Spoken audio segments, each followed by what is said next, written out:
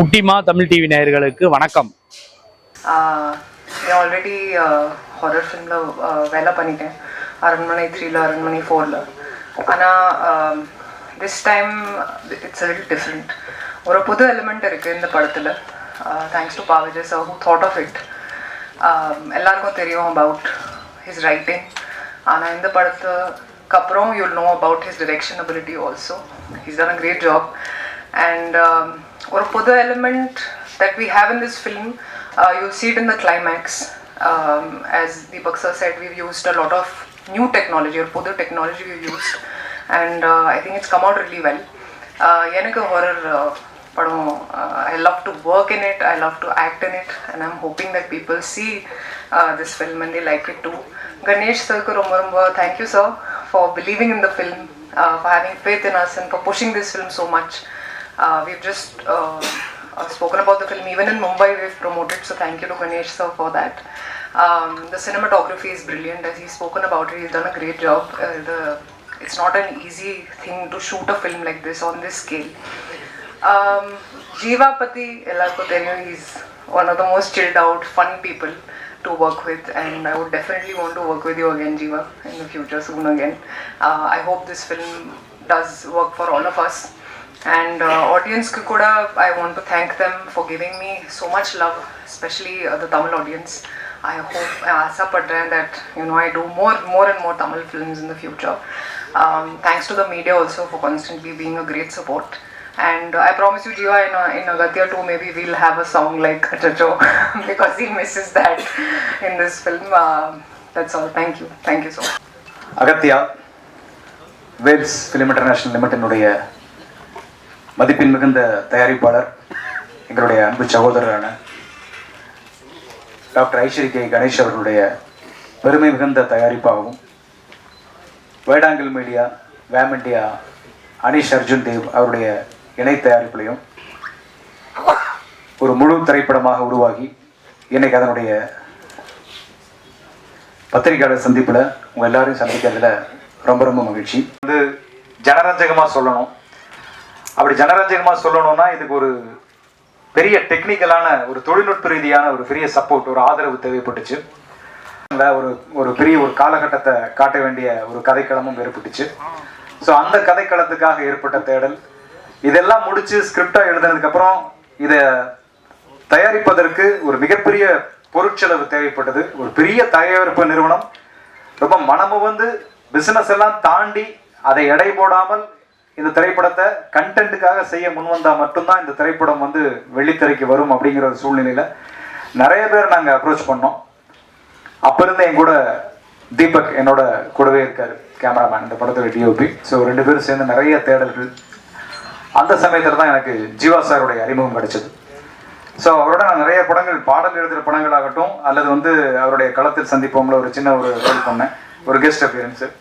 அப்படி ஆரம்பித்த ஒரு நட்பு பயணத்தில் ஒரு நாள் அந்த நாட் சொன்னேன், இந்த மாதிரி ஒரு கதை இருக்குது சார் அப்படின்னு சொல்லி. அவர் சொன்னார், சார் ஹாரர் நான் பண்ணிட்டேனே சார் அப்படின்னு. இல்லை சார், இது ஹாரர் படம் கிடையாது, ஹாரருங்கிறது நம்ம ஒரு லேபிளாக வச்சுருக்கோம், இதை தாண்டி இதுக்குள்ளே ஒரு கண்டென்ட் இருக்குது சார், இந்த கண்டென்ட்டை நம்ம மக்கள்கிட்ட கொண்டு போய் சேர்க்கணும், இதுக்கு நம்ம வந்து ஃபேண்டசி ஹாரராக இதை ட்ரீட் பண்ணுவோம், ஒரு அட்வென்ச்சர் ஹாரராக வேணால் இதை நம்ம எடுத்துகிட்டு போகலாம். அப்படிங்கும்போது அந்த அட்வென்ச்சர் ஹாரர் அப்படிங்கிற விஷயம் ஜீவா சாருக்கு ரொம்ப பிடிச்சிருந்தது.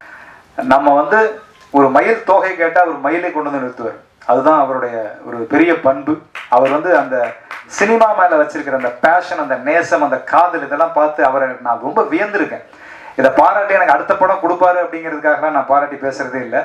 படம் நல்லா இருந்தால் எல்லாரும் படம் கொடுப்பாங்க, அதனால அது வேற. பட் உண்மையை நான் சொல்லணும்னு ஆசைப்படுறேன், இது எல்லா டைரக்டருக்கும் கொடுத்து வச்ச இடம் வேல்ஸ் ஃபிலிம் இன்டர்நேஷனல். சொன்னதே தான் சொல்லிட்டு இருக்கிறோம், இருக்கிற எல்லா கான்டென்ட்டும் சொல்லி முடிச்சாச்சு. ஸோ திரும்ப அதே சொல்கிறோம். ஸோ இந்த படம் வந்து ஒரு ஜனரஞ்சகமான ஒரு படம். இதில் பாவிஜய் சார் வேறு எல்லாத்தையும் சொல்லிட்டாரு. ஸோ எதுவும் மிச்சம் வைக்கவே இல்லை. பட் இந்த கதை வந்து தயாரித்த டக்குன்னு ஒரு எதிர்பாராமல் டக்குன்னு ஒரு விஷயம் மேஜிக்காக நடந்து போச்சு.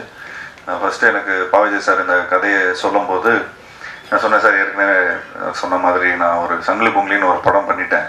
ஸோ நம்ம ஹாரர் வேண்டாமே சார் அப்படிங்கிற மாதிரி நான் சொன்னேன்.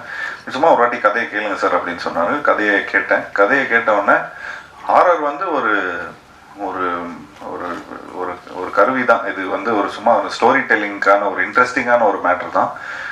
இன்னைக்கு வந்து ஒரு ஃபார்முலா இருக்குது. ஸோ இந்த மாதிரி ஒரு ஹாரர் த்ரில்லர், அப்புறம் இது ஒன்லி இந்தியாவில் மட்டும்தான் இந்த மாதிரி ஜானர் வந்து உருவாகும்.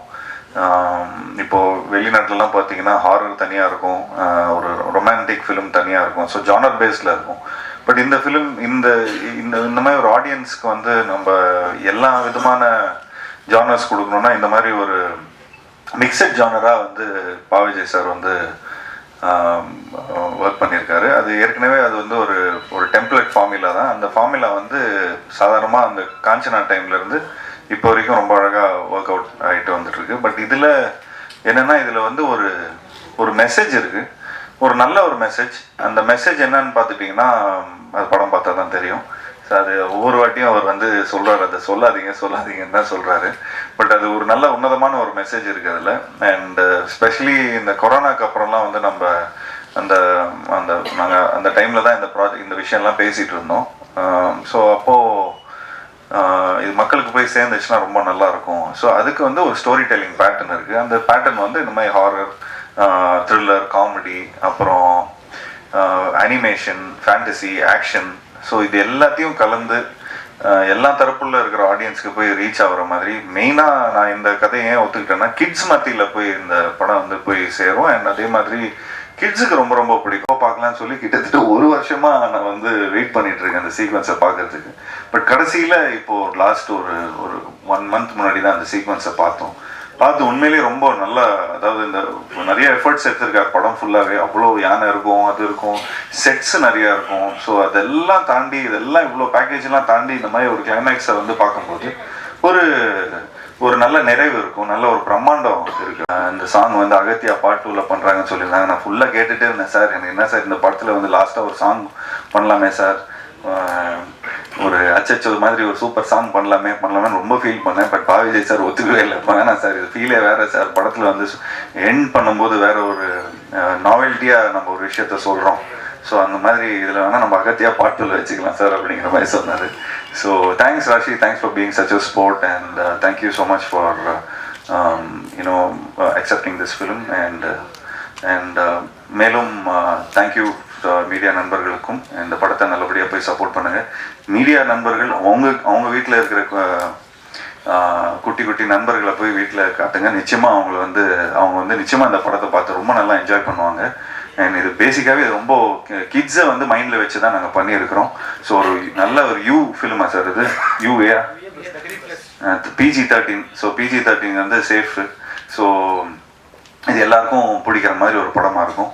So thanks to Nikhil, thank you so much for நீங்கள் படத்துக்கு அப்புறம் ஒர்க் பண்ணுறோம் திரும்ப. ஸோ நிச்சயமாக இந்த படமும் ஒரு நல்ல ஒரு வெற்றி படமாக அமையணும்னு உங்கள்கிட்ட எல்லாருக்கும் நான் வேண்டி விரும்பி விடைபெறுகிறேன். நன்றி நன்றி நன்றி. 2 வருஷத்துக்கு முன்னாடி ஜீவா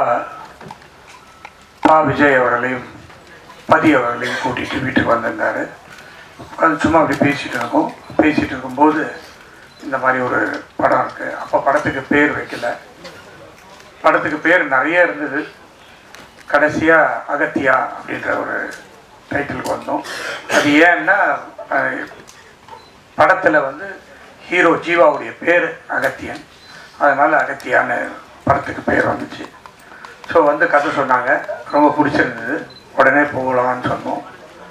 போனாங்க, எடுத்துக்கிட்டே இருந்தாங்க. முடிக்கிற மாதிரியே இல்லை.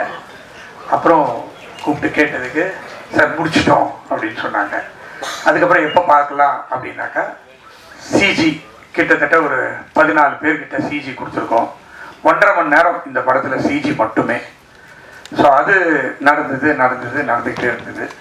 கிட்டத்தட்ட இப்போ தான் ஒரு 2 மாதத்துக்கு முன்னாடி தான் சிஜியும் முடிஞ்சிச்சு. இந்த ப்ராஜெக்ட் ஆக்சுவலி எனக்கும் விஜய் சாருக்கும் ஒரு பெரிய ஒரு லாங் ட்ராவல். இந்த ப்ராஜெக்ட் மூலிமா தான் எங்களுடைய நட்பு ஆக்சுவலாக ஸ்டார்ட் ஆச்சு. ஆக்சுவலாக ஃபஸ்ட்டு தேங்க்ஸ் நான் விஜய் சாருக்கு சொல்கிறேன். இவ்வளோ பெரிய ப்ராஜெக்ட் ஆக்சுவலாக எந்த வித காம்ப்ரமைஸ் இல்லாமல் பண்ணுறதுக்கு ஒரு பெரிய ப்ரொடக்ஷன் ஹவுஸ் தேவைப்பட்டது. கணேஷ் சார் நிறைய இடத்துல எங்களை பயங்கரமாக சப்போர்ட் பண்ணார். எந்த காம்ப்ரமைஸ் இல்லாமல் தான் நாங்கள் இந்த படம் ஷூட் பண்ணியிருக்கோம். டைம் நாங்கள் ஒரு மீட்டில் உட்காந்து நாங்கள் எல்லாமே கொஞ்சம் பெரிய ஐடியாவை தான் சொல்லுவோம் அவர். எந்த காம்ப்ரமைஸ் இல்லாமல் எல்லாத்துக்கும் எங்களுக்கு சேங்ஷன் பண்ணுவார். ஆல்சோ பிளான் பண்ணி ஃபுல் கிளைமேக்ஸ் நாங்கள் வந்து 3Dலே கிரியேட் பண்ணியிருக்கோம். மெயினாக கிட்ஸை ஃபோக்கஸ் பண்ணோம்னு சொல்லி ரொம்ப நல்லா வந்திருக்கு. நீங்கள் பார்த்துட்டு சொல்லுங்கள். Thank you sir. கேமரா கீழே இருக்கு.